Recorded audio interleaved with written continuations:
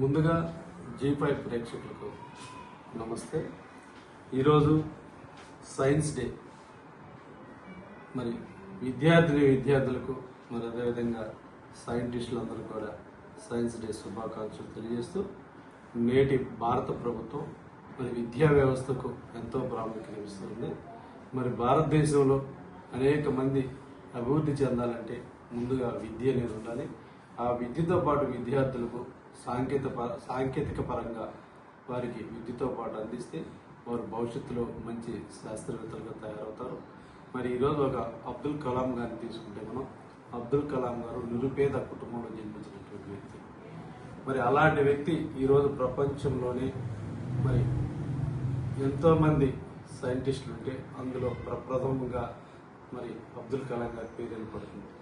అలాంటి మహామేధావి జన్మించినటువంటి ఈ యొక్క భారతదేశంలో మరి సైన్స్ డే జరుపుకోవడం మరి నేటి విద్యార్థి లోకానికి అభినందనీయం. మరి అదేవిధంగా ప్రతి విద్యార్థి కూడా చదువుతో పాటు విజ్ఞానాన్ని పెంచుకొని ఈ యొక్క సమాజానికి ఉపయోగపడాలి.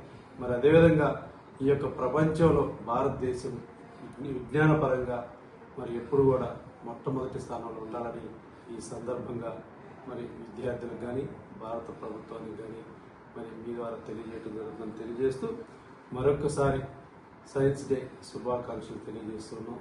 మరి విద్యార్థులకి, సైంటిస్టులకి, ప్రతి ఒక్కరికి కూడా పేరు పేరున సైన్స్ డే శుభాకాంక్షలు.